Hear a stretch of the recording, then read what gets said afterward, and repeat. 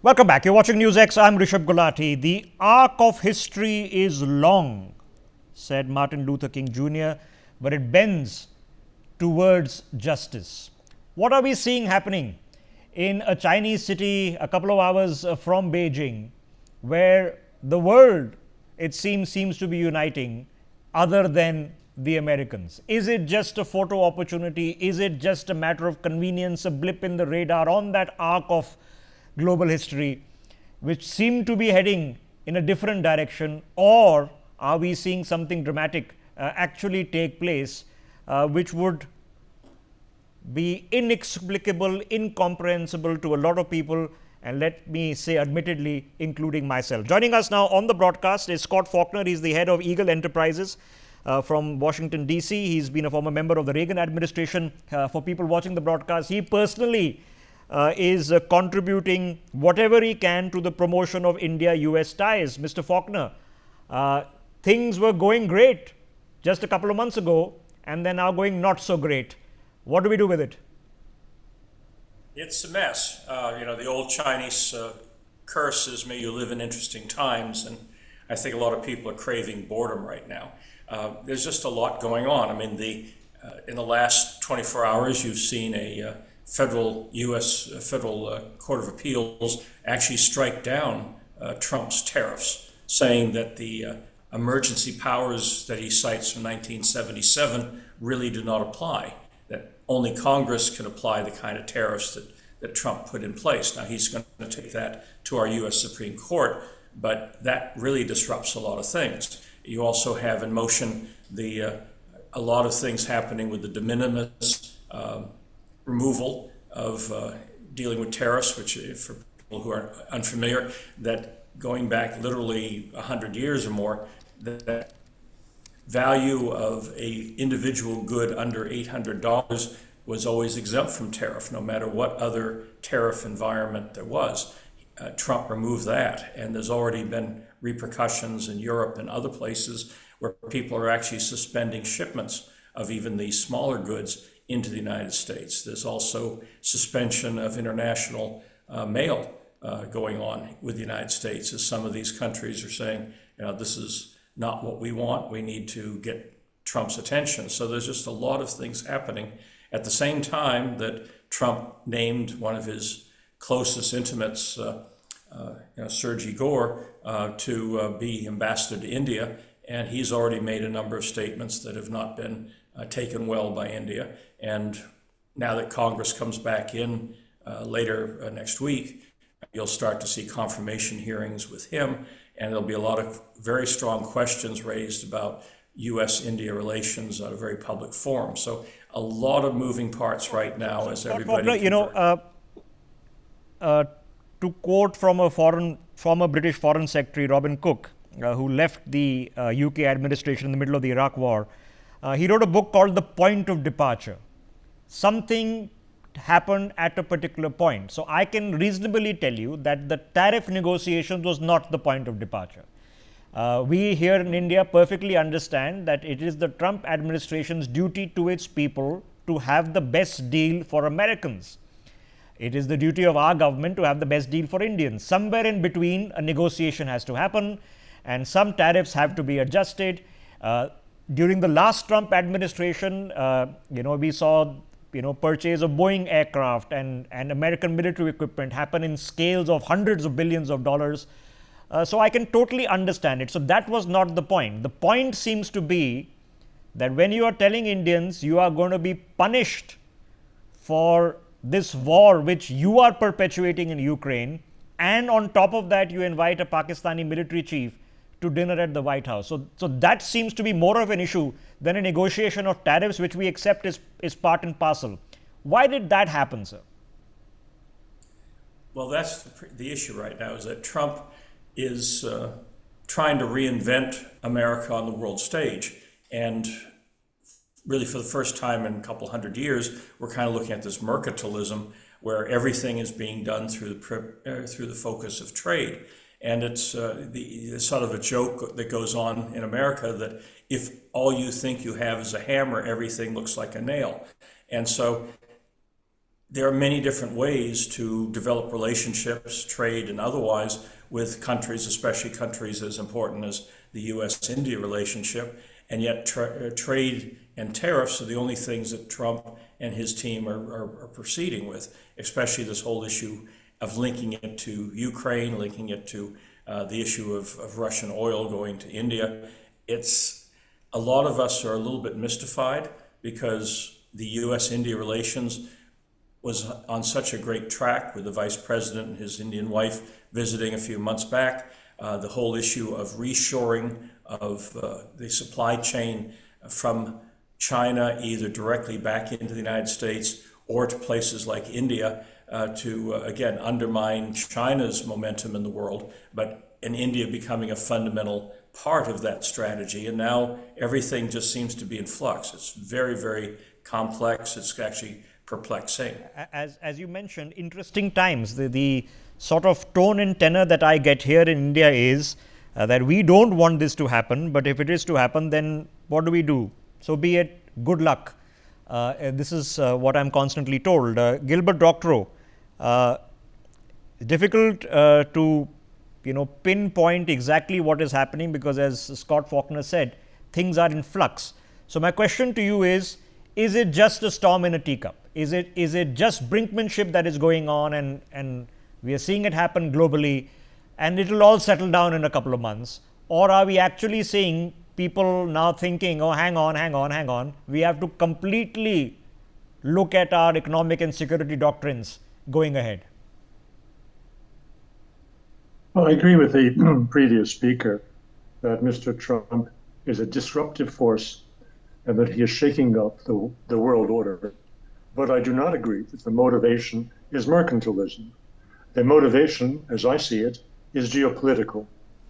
Everything was going fine for India if you want to head us into World War III. What he has done in the last 2 weeks, Mr. Trump, is to take you out of the quadrilateral security dialogue. That is to say, India is being removed from a force created by the United States to contain and frustrate China. That is a positive step. Mr. Trump would like to abolish NATO, but that requires the approval of 2/3 of the Senate, which he doesn't possess. And his destruction of NATO will proceed much more slowly, step by step. His destruction of the containment of China received a major step forward by the tariffs he imposed on India and the expected response from India. You should be grateful and not concerned. Mr. Trump is said to be motivated by wish to receive the Nobel Peace Prize. People point to his actions in snuffing out the Pakistan-Indian conflict and several other world conflicts that he's mentioned in the past weeks, saying that he has stopped 5 wars. That is not his peace mission, actually. His peace mission is to deconstruct the blocks. And he is not acting by his own wits. He is a student of Mr. Henry Kissinger, which everybody is forgetting. I urge your audience to reread Kissinger, Diplomacy 1994 and World Order 2014 to understand what Mr. Trump is doing. He is turning a description of the world from that of adversaries of America to that of competitors of America. The whole world is a competitor to America in Mr. Trump's understanding. That is a positive change in American foreign policy, removing us from being hostage to the neocons and restoring an image of the world, as Mr. Kissinger had in his diplomacy book, of the world as it was before World War I, when there was no ideological motive driving geopolitics, but countries defending their own national interest. Yes. He is trying to break up the EU for that same reason. I appreciate, because I have read The World Order by Kissinger, who is examining, for people watching the broadcast, everything that happened from the Peace Treaty of Westphalia onwards, which is what Gilbert Doctor is referring to, how the world existed, my perspective of it sitting in India might be different. That yes, there was an ideological order coming from Europe, which was ideological, that the rest of us required to be civilized, including the Chinese and Indians, who are civilizational nations. So, it's a long argument, but it's a very interesting perspective there, that look, let it play out, and this might actually do some good, even though it might do a lot of bad. I can notice a little bit of sarcasm, but I'll take it at face value. So let me get a different perspective in. William Yang is sitting in Taipei in Taiwan. Now, India and Taiwan don't have formal diplomatic relations, in the sense that we don't have ambassadors exchange with each other. We do have a trade delegation. I have hosted that trade delegation, met with them. I have interviewed the Taiwanese foreign minister. You can well imagine that those are things that the Chinese establishment is not at all comfortable with, because Taiwan has something that we need to do a deal with them, which is on semiconductors. And they rightly expect from India the very basics of recognition and support as a sovereign entity, which is what they are. So sitting in Taipei, observing an Indian Prime Minister going to Japan, no surprises, but going to Beijing under these conditions, William Yang, how are you observing this? Yeah, I think India's choice of recalibrating its foreign policy approach, if not fundamentally, but I think it's a very important diplomatic signal to the United States, especially the Trump administration, that its very heavy-handed treatment of India in recent months is not going to cut India off, with no, without any options, and is also not going to just easily force India into submission for his, I think, demands. On the contrary, I think India is looking for alternative options to counterbalance some of the recent rising of tensions and also pressure that it is experiencing. I think rather than reset, fundamentally, New Delhi's relationship with Beijing, the move is rather to, I think, make sure that there is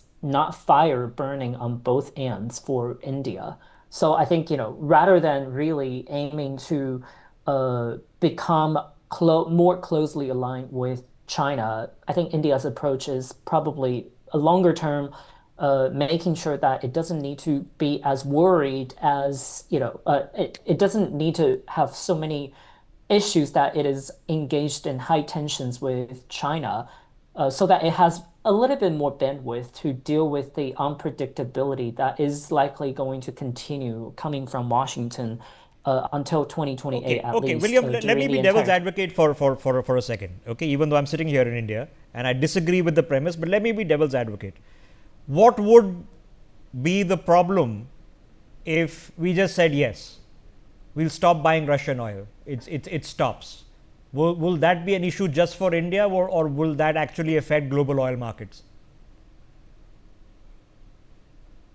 I believe the different sides of the U.S. political spectrum would also have different interpretations of that, because in the previous administration, India was actually encouraged to buy Russian oil to, keep like the oil price sort of less fluctuating. But I think as of now, we can't really say what is exactly the motive of the Trump administration focusing on punishing only India for buying the Russian oil. And not the But Chinese. I think, yes, I mean, the Chinese is not being punished for buying the Russian oil. So that really, I think, bears the question of whether it is because the Trump administration expects its ally to fall in line in terms of U.S.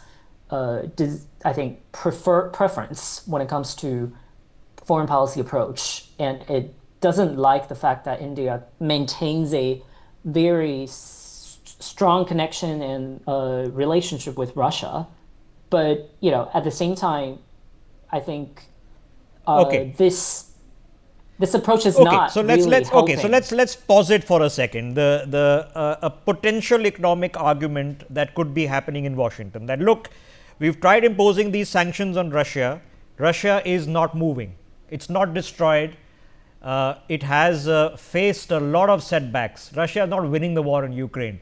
But let's also be realistic. Unfortunately, neither are the Ukrainians. It is the painful stalemate, and we've seen a lot of them from Vietnam to Korea, where the war technically never ended, to Afghanistan, where no satisfactory conclusion, at least if you're sitting in Washington, could be found, and now into Ukraine and in Gaza, where again it doesn't seem to be ending, even though I can't understand now who is left to hit. I believe the Houthi prime minister has also been assassinated in the past 24 hours. So, in this complex world, let us take for argument that if India stopped buying Russian oil, would that, in your opinion, William Yang, force the Russians to come to the table and seek terms in Ukraine? Would that singular move help? I doubt it because while India remains an important partner, economic partner, trade partner for Russia, ultimately it really will rely on the Chinese to start significantly reduce its deep engagement and relationship with Russia, especially on the economic and trade side, before Putin and Moscow would really feel the pressure that will compel them to actually consider coming to the table. But we're not seeing that. China remains very strongly aligned and committed to its relationship with Russia. It sees more benefits than negative, impact on maintaining that no limits partnership. So I think the Chinese fundamentally is really going to be the key decisive player. It won't be unreasonable to suggest, and William Yang, you'll know this better, that the Chinese see America as their competitor and challenger, not necessarily India. They still regard India as a middle income economy, even though we are rising rapidly. But the facts on the ground tell you that the Americans are sitting at $30 trillion, the Chinese at 20, and India at under 5. So a long way to go, which will take a few years, if not. Let me get Scott Faulkner here. Okay, Scott Faulkner, amidst the negativity, let's look at, or let's try to find some positives. Is it conceivable, all right, that the trend of India-US relationship, as you and I understood them a couple of months, are just going through a blip, and this will all settle out, it'll iron itself out, and the conversations and the phone calls will restart. The tariff agreements will be made, and we'll be able to move on reasonably shortly?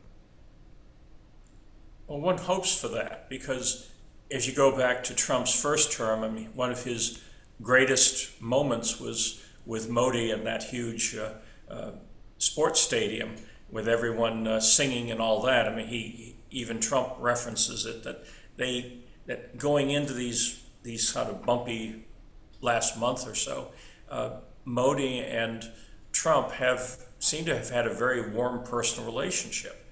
Modi came to America as one of Trump's first guests in his second term. So you'd think at some point, is this all just saber rattling, an economic version of saber rattling, to try to have Trump prevail on some of the things he wants to prevail on, and that there's truly an underlying friendship that's going to smooth this out. I mean, one would like to think that. And that the rhetoric is just the rhetoric. All right. How much longer then can this go on without fundamentally putting people off? Because the rhetoric, I mean, the diplomats get over it, but when it comes down to the population level, whereas this is not a death to America country. Indians aspire for the American dream. Our ideal situation is to be like America. We don't necessarily want a unipolar world order around us, but we think of the freedom and democracy and the prosperity in similar ways. So what's the risk then that if this continues for these many months longer, that people on both sides then go, too much has been done and said, to walk back away from it? Well, we're going to see again.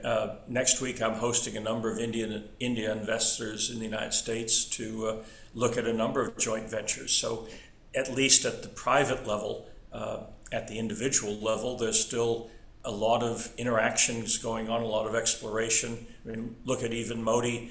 You know, India is in an interesting situation because it's a member of this summit that's happening in China. It's a member of the Quad. It's a member of BRICS. So it has a pivotal role in all of these international networks. And the fact that Modi went to Japan before the China summit and actually ironed out even more relationships regarding investment, regarding the moon missions, it shows that there's a lot of wheels turning that are not being reflected in the rhetoric. And so again, one hopes that this rhetoric will calm down, that again, the new ambassador to India from America will hopefully clarify a lot of this during his confirmation hearings over the next couple of weeks, and that maybe this is just a rough patch which will be in the rearview mirror shortly. Okay, let me ask Gilbert Doctorow the same question. Gilbert Doctorow, it's just a rough patch. No, it will continue to the end of Mr. Trump's presidency.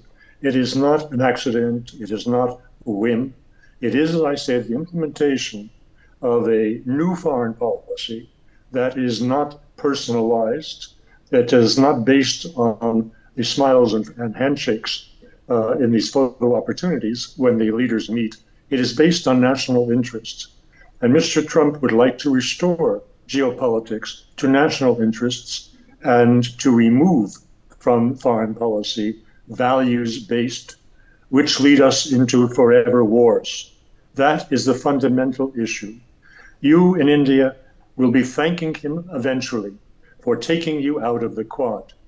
You will find that your relations with the United States, commercial and otherwise, will be sound, but the defense element of it will disappear as it should. The countries should not be glued together as the European Union is, with 25 out of 27 members voting for suicidal policies with respect to the war in Ukraine. Use this opportunity to differ with your interpretation. The Western mainstream media have come around in the past couple of months to understand that Russia is winning the war. And let us not call it a war. It is a special military operation. If Russia declared war, it would then bomb Kiev, kill the leadership, and take over. It's not doing that.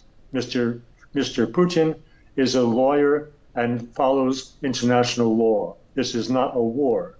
Russia would win it tomorrow if it were a war. Interesting thoughts. You've heard a lot of interesting thoughts in a time that requires interesting thoughts. I thank my guests. We take a break and come back on the other side.